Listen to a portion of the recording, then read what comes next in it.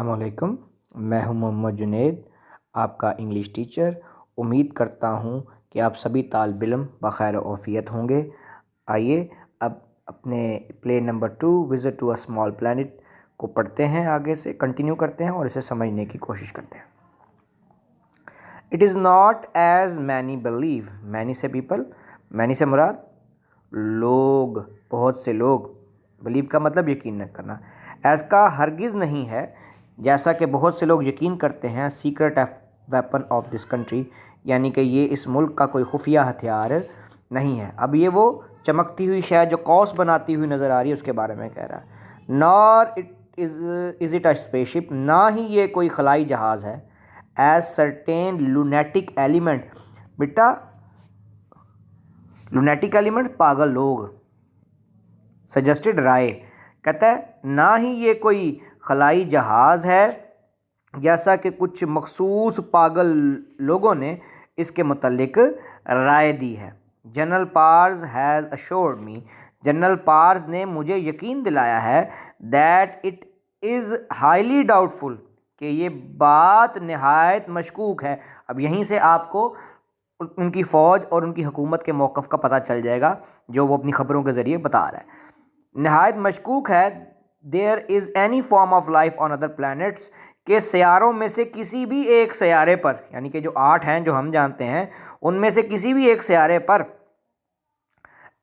किसी किस्म की ज़िंदगी मौजूद हो, कैपेबल, और फिर वहाँ के लोग इस काबिल भी हों ऑफ बिल्डिंग अ स्पेसशिप, के वो एक खलाई जहाज़ बना लें। If any travelling is to be done, अगर कोई सफ़र होना है इन स्पेस, खला में, ये तब की बात है जब इंसान चांद पर नहीं पहुंचा था। If any travelling is to be done, अगर खला में कभी कोई सफ़र होना है, we will do it first. We will यानी कि हम अमरीकी ही से पहले करेंगे। And those are the exact word, और ये वो हू बहू अल्फाज हैं। एग्जैक्ट वर्ड्स बेटा हू बहू अल्फाज, which winds up another week of news, जिससे एक और हफ्ते की ख़बरों का इख्तिताम, या इस हफ्ते की ख़बरों का इख्तिताम होता है, या इसके साथ ही इस हफ्ते की ख़बरें इख्तिताम को पहुँचती हैं। अच्छा जी, इसके बाद की लाइन है crosses to pose with wife and daughter. Crosses pose, अब ये दूसरी तरफ जाकर बीवी और बेटी के साथ बैठ जाता है ताकि टीवी पर नजर आए। अभी तो उसका डेस्क है ना।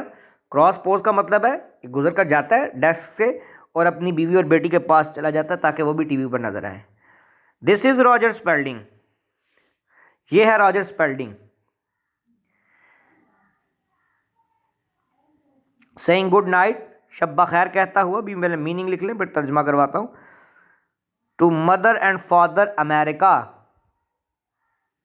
अब ये अमेरिका के अम्मा अब्बाओं को नहीं, मीनिंग इसका मैं आगे क्लियर करूंगा। From my old homestead, भाई old homestead, homestead किसे कहते हैं बेटा? होम स्टेड कहते हैं फार्म हाउस को, ठीक है। In Silver Glen Maryland, Silver Glen Maryland की रियासत से, ठीक है बेटा। अब तर्जमा सुनिए। यह है रॉजर स्पेल्डिंग अपने पुराने मस्कन या घर सिल्वर ग्लेन मैरीलैंड में अपने फार्म हाउस से अमेरिका, जिसे वो अपने माँ बाप के बराबर समझता है, ठीक है बेटा। अब ये तर्जमा थोड़ा सा अजीब है, लेकिन अब चूंकि है ऐसे, अम्मा अब्बा को शब्बा खैर नहीं कह रहा,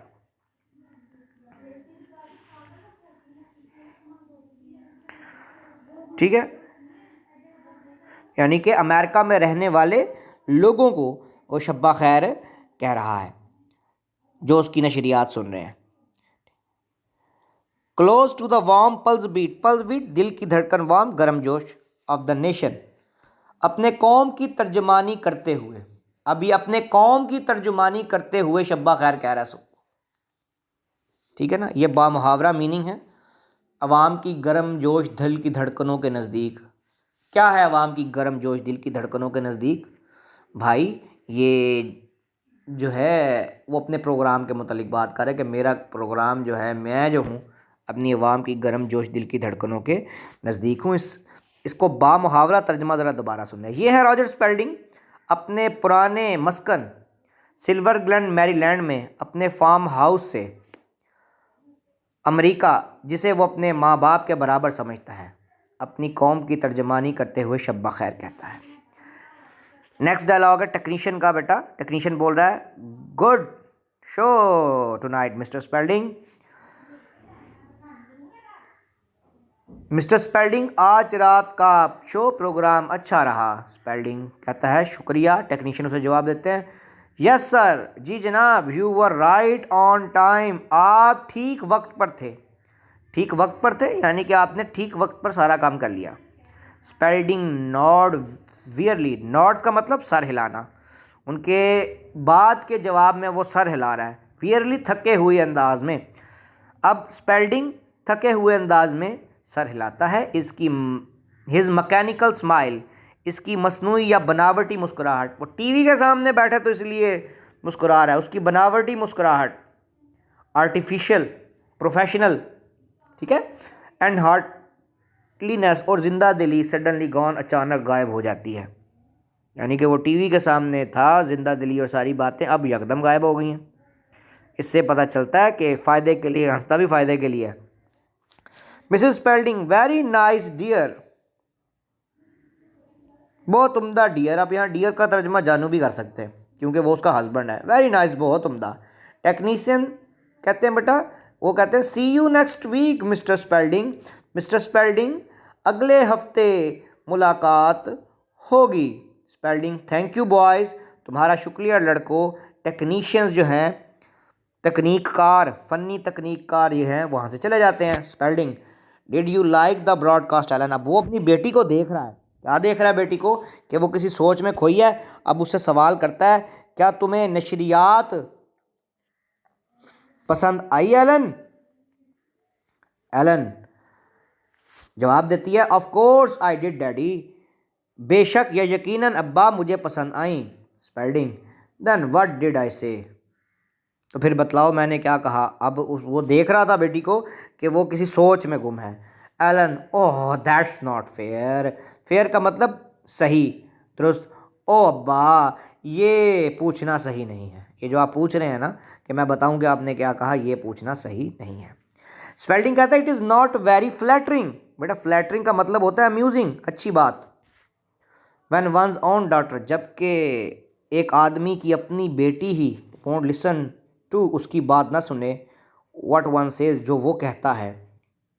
वाइल मिलियंस ऑफ पीपल, जबकि लाखों लोग, डॉट डॉट डॉट, जबकि लाखों लोग से मुराद है लाखों लोग उसकी बात सुनते हैं। तर्जमा है, ये कोई इतनी अच्छी बात नहीं कि किसी इंसान की अपनी बेटी उसकी बातें ना सुने जबकि लाखों लोग उसकी बात सुन रहे हैं। सारी बात है, टीवी ब्रॉडकास्टर है, वो उसकी बात सुन रहे हैं। स्पेल्डिंग, मिसेस स्पेल्डिंग का डायलॉग है अगला बेटा। वो कहती है, एलन का सॉरी डायलॉग है। एलन, ओ डैडी, सॉरी बेटा ये मिस हो रहा है मेरे से, एक मिनट ज़रा देखिएगा। हाँ जी, एलन का डायलॉग है, आई ऑलवेज लिसन, मैं हमेशा सुनती हूँ अब्बा, यू नो दैट, आप ये जानते हैं। मिसेस स्पेल्डिंग, और उसकी बीवी कहती है, we love your broadcast dear, जानू हमें तुम्हारी नशरियात बहुत पसंद हैं।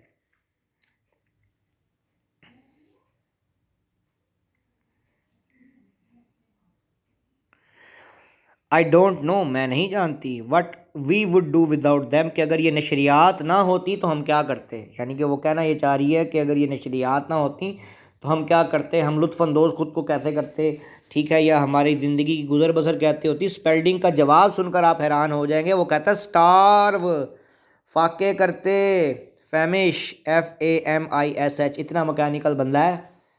वो कहता है अगर ये नशरियात ना होती तो हम भूखे मरते, फाके करते। एलन, आई वॉन्डर व्हाट्स कीपिंग जॉन, मैं हैरान हूँ, वॉन्डर का मतलब हैरान हूँ, जॉन क्या कर रहा है, जॉन को क्या चीज़ रोके हुए है। जॉन रैंडॉल्फ ही उसका मंगेतर है जो अभी तक आया नहीं। स्पेल्डिंग, सर्टेनली नॉट वर्क, यकीनन काम तो नहीं कर रहा होगा। अब यहाँ मैं आपको बता दूँ कि ये अपने होने वाले दामाद को पसंद नहीं करता। एलन, ओ डैडी, ओ अब्बा जान, स्टॉप इट, रुकिए, जाने भी दीजिए, ये दोनों बातें ठीक है।